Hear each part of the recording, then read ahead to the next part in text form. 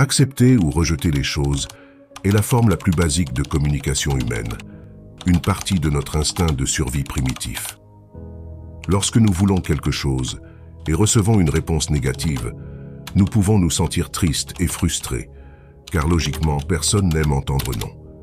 Précisément pour cette raison, sachant que nous pouvons frustrer les autres en leur refusant une demande, nous nous sentons souvent mal à l'aise de dire non aux autres, car nous savons à quel point cela peut être difficile de subir ce rejet nous-mêmes. Cependant, en ayant peur de dire non, nous limitons non seulement grandement notre façon de communiquer ce que nous voulons vraiment ou ce que nous attendons, mais nous pouvons aussi finir par faire des choses que nous ne voulons pas faire, ce qui va à l'encontre de notre volonté. Ainsi, nous absorbons des sentiments négatifs comme la frustration nous-mêmes. De plus, lorsque nous faisons des choses que nous ne voulons pas faire, il est probable que nous soyons impolis ou que nous le fassions mal parce que nous ne voulons pas le faire. Et dans ces cas, l'effet d'accepter ce que nous ne voulons pas finit par être l'opposé de ce que nous pensons. Dans l'univers de la communication interpersonnelle, où chaque mot compte et résonne, la capacité de dire non sans avoir besoin de longues justifications est un art subtil et puissant. Bien que cela soit quelque chose de très simple, il y a aussi une complexité dans cette pratique qui va au-delà du simple refus. C'est un chemin de découverte de soi et d'affirmation où le non se lève non pas comme une barrière de rejet, mais comme un pilier d'autonomie et de respect de soi dans un monde qui pousse souvent à la conformité, et où le oui est vu comme la monnaie d'échange pour l'acceptation et l'appréciation. Choisir de ne pas se justifier lorsque l'on dit « non » peut sembler être un acte de rébellion silencieuse, mais cela signifie en réalité reconnaître que vos choix, limites et décisions ont une valeur intrinsèque et ne nécessitent pas de validation externe. Ce genre de comportement peut être un manifeste d'indépendance, une déclaration que votre jugement, vos intuitions et vos sentiments suffisent. Dire non sans expliquer, c'est se libérer des chaînes de la culpabilité et de l'obligation auto-imposée. Cela signifie comprendre qu'en tant qu'être humain, nous avons le droit de prioriser nos besoins, désirs et bien-être, sans avoir à nous soumettre au tribunal de l'opinion publique. En embrassant cette pratique, nous découvrons un chemin vers des relations plus honnêtes et transparentes, où la communication est basée sur le respect mutuel et non sur l'attente de complaisance ou de justification.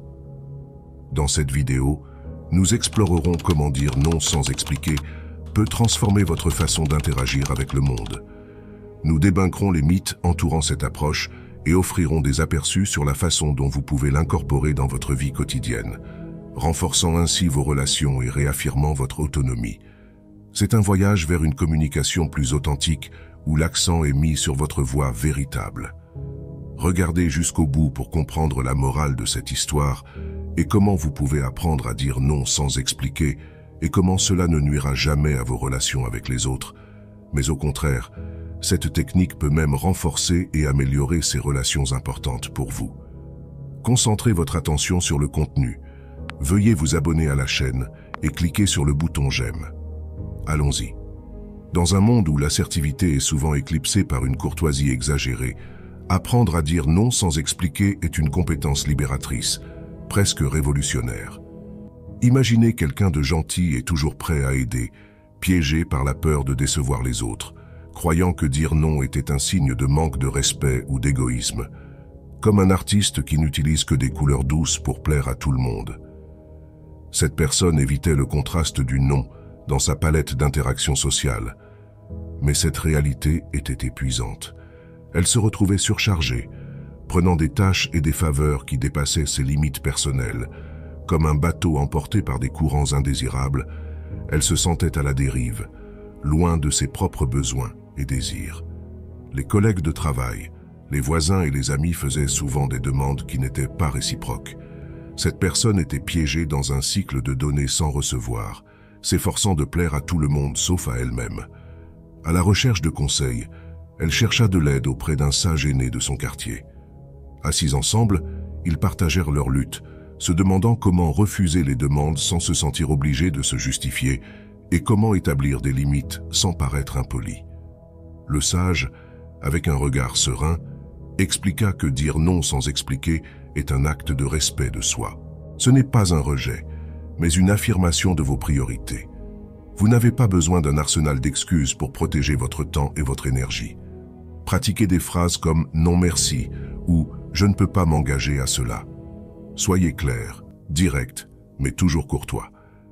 Cette personne a appris que dire non, c'est comme tracer des frontières claires sur une carte, définissant le territoire de son autonomie. Elle commença à pratiquer. À son voisin, elle dit « Je ne peux pas m'occuper de votre chien ce week-end ». Et à un ami, elle dit « Je ne peux pas prêter d'argent pour le moment ».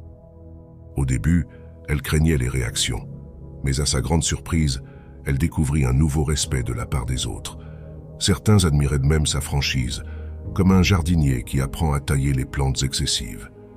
Elle découvrit la valeur de prendre soin de son propre jardin. Ce nouveau chemin n'était pas sans défi. Il y avait des moments où la culpabilité et la peur visitaient, chuchotant de vieux croyances, mais chaque non-dit renforçait sa conviction. Elle se rendit compte que ce n'était pas de l'égoïsme, mais un équilibre nécessaire. En se mettant d'abord eux-mêmes, ils ne dévalorisèrent pas les autres, ils se valorisaient eux-mêmes. Dire non sans expliquer est une mélodie de liberté. Ils réfléchirent, ils apprirent qu'en protégeant leur temps et leur énergie, ils préserveraient non seulement leur santé mentale, mais aussi ouvriraient de l'espace pour des relations plus saines et des activités qui apportent vraiment de la joie. Et dans ces moments-là, les gens virent leur vraie valeur. Cette brève histoire est un rappel qu'il arrive parfois que le mot le plus puissant que nous puissions dire soit un simple et ferme non.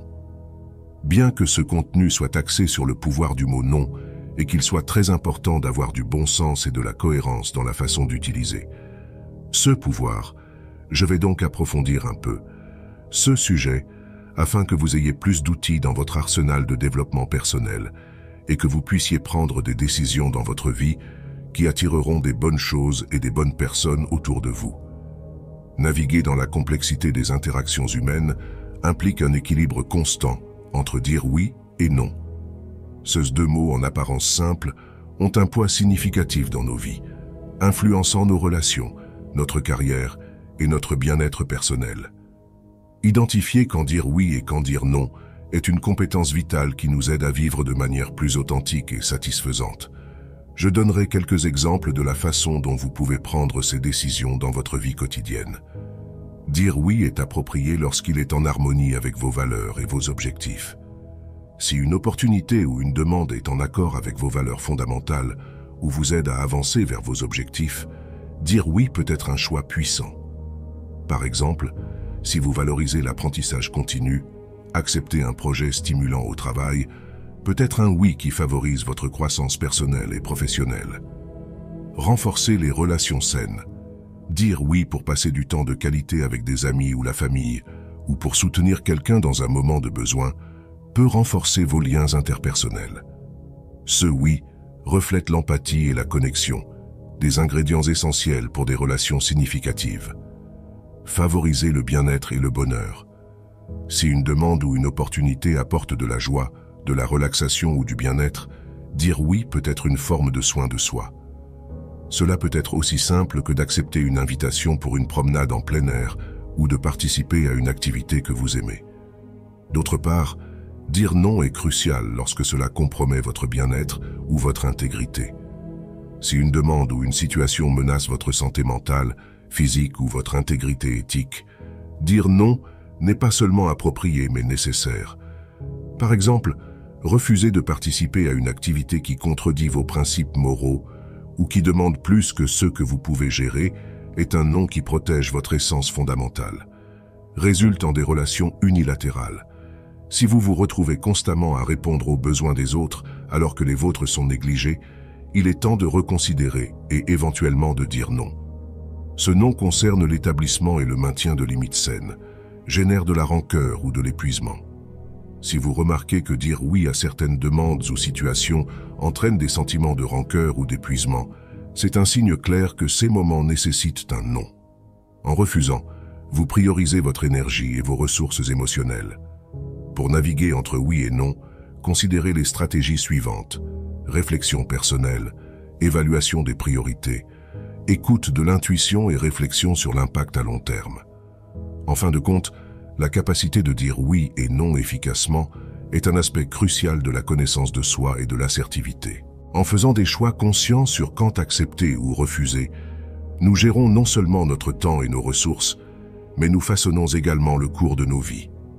C'est un équilibre délicat, mais avec la pratique et l'introspection, nous pouvons apprendre à faire des choix qui reflètent vraiment qui nous sommes et ce que nous apprécions. Merci d'avoir regardé. S'il vous plaît, partagez cette vidéo avec d'autres pour nous aider à créer de nouveaux contenus et à partager cette sagesse avec d'autres. Je vais laisser ici un contenu complémentaire qui approfondit d'autres sujets connexes. À bientôt.